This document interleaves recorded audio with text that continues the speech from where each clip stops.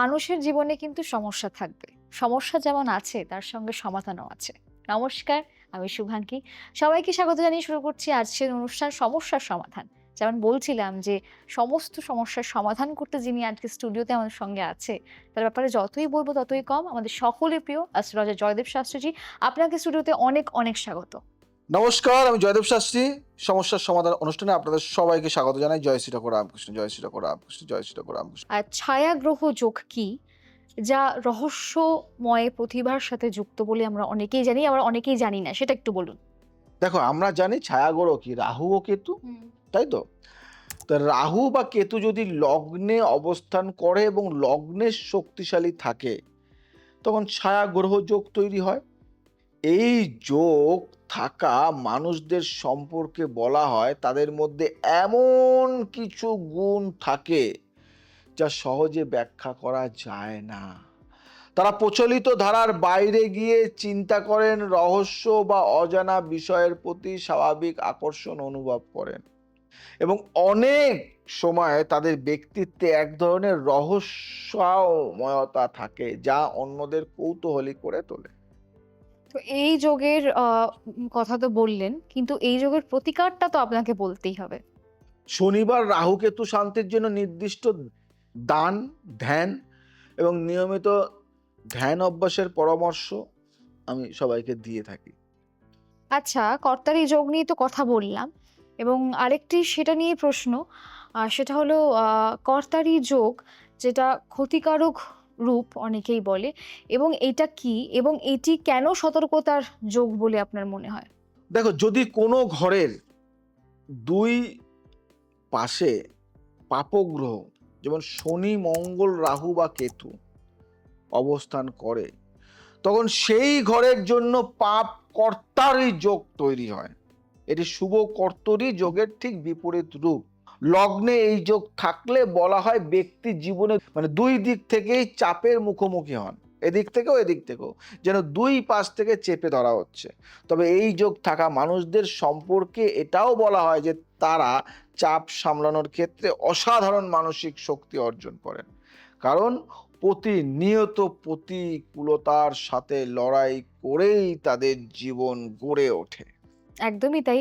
এবং অনেকে ভাববে কর্তারি এবং কর্তরি একই যোগ। কিন্তু এই যে আপনি বিশ্লেষণটা করলেন, যে মানুষ বুঝে গেল, যারা আমাদের মতো জানে না, মানে দুটো যোগ কিন্তু আলাদা। প্রনাউন্সিয়েশন অনেকটা সেম, তো মানুষ গুলিয়ে ফেলবে। সেটার প্রতিকারটা এবার শুনবো। সংশ্লিষ্ট পাপগ্রহগুলোর শান্তি পূজা, নিয়মিত হনুমান চালিসা পাঠ এবং মানসিক দৃঢ়তা বজায় রাখতে ধ্যান অভ্যাসের পরামর্শ আমি দিয়ে থাকি। এগুলি করলে হয়। এবং আরও কিছু প্রতিকার আছে যেটা আমি আমার যারা ক্লায়েন্টদের আমার একান্ন কালীবাড়িতে দিয়ে থাকি। আচ্ছা, এবার পরের যোগটি নিয়ে কথা বলবো।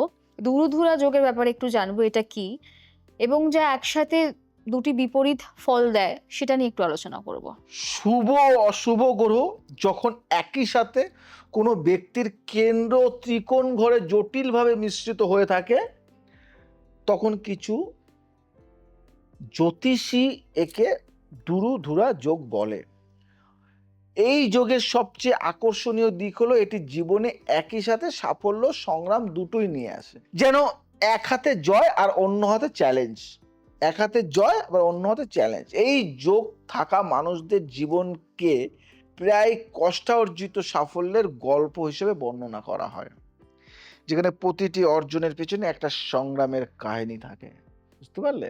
তাহলে এই যে এই যোগটা, তার প্রতিকারটা একটু বলুন। তো কুষ্টির নির্দিষ্ট দুর্বল গ্রহ চিহ্নিত করে তার শান্তি পূজা এবং জীবনে ভারসাম্য বজায় রাখতে নিয়মিত রুটিন মেনে চলার পরামর্শ দেওয়া হয় এই যুগে। আচ্ছা, বিভিন্ন যোগ নিয়ে কথা বললাম এবং তার প্রতিকারও জানলাম। মানে এরকম একটা এপিসোড দর্শক বন্ধুরা যে উপহার পাবে, সত্যি এই মানে এই অনুষ্ঠানটি সঞ্চালনা করতে পেরে আমি ভীষণ মানে ভাগ্যবতী মনে করছি নিজেকে। কারণ এরকম বিশ্লেষণ এর আগে কেউ করেনি।